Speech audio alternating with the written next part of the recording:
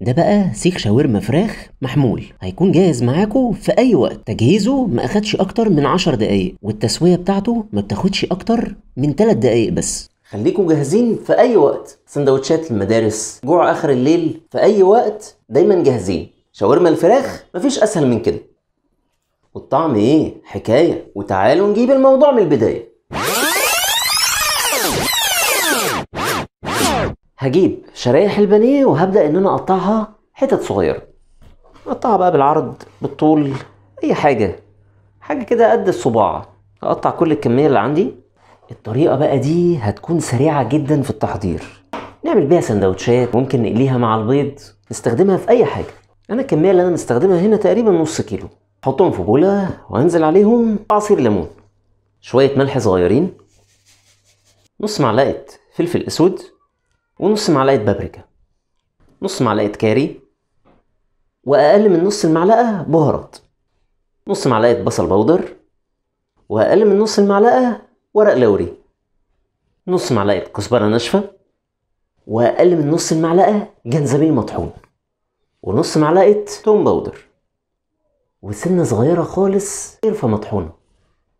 هجيب بقى زبداية بلدي، ابدأ ادوبها بس كده، وبعد كده هنزل على الفراخ والتوابل. قلب بقى كله مع بعضه. نجيب بقى الاسترتش نفرده كويس. هوزع التتبيله دي كلها في الاسترتش، وهبدا ان انا اوزعهم كده بالطول، بحيث ان هي لما تتلف تكون كلها سمك واحد. بعد كده هنبدا ان احنا نقفل عليهم الاسترتش كويس. هبدا الف الاسترتش كويس بحيث ان هو يكبس الفراخ في قلب الاسترتش، وهربطه من الجنب ده واربطه من الجنب ده علشان مفيش اي جزء من التتبيله يطلع بره. وبس كده، هندخلهم في التلاجة لحد ما يتجمدوا خالص، وبعد كده نبدأ نستخدمهم في أي وصفة تانية. أشوفكم الوصفة الجاية. وده شكله بعد ما طلع من الفريزر. وده بعد ما طلعناها من الفريزر. نبدأ بقى نقطعها كده شرايح رفيعة كده، ونبدأ نسويها وندوق. ممكن نقطعها كلها مرة واحدة، ممكن نقطعها وقت اللزوم، ريحتها رهيبة. وممكن الاسترتش كان فكرة وحشة، ممكن كنا نستخدم اكياس تلاجة، كان هيبقى افضل. الاسترتش علشان رفيع فلازق جامد في التتبيله وفي الفراخ. بصوا الجمال، بصوا الجمال عامله ازاي. نكمل بقى. تتاكل حاف بجد، انا مش مصدق النتيجه.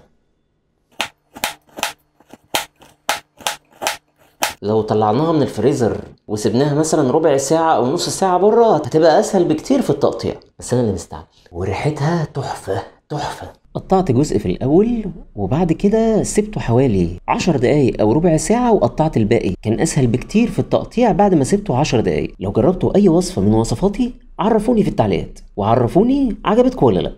جامدة جدا جامدة جدا. يلا بينا نسوي وندوق. التسوية بتاعتها بقى مفيش ابسط من كده. حتة زبدة، اول ما الزبدة تدوب هننزل بالشاورما بتاعتنا.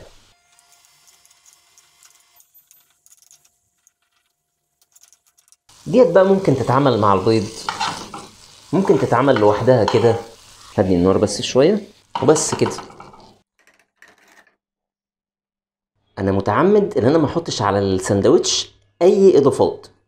بصوا بقى كده، شكلها رهيب. اسرع ساندوتش في العالم.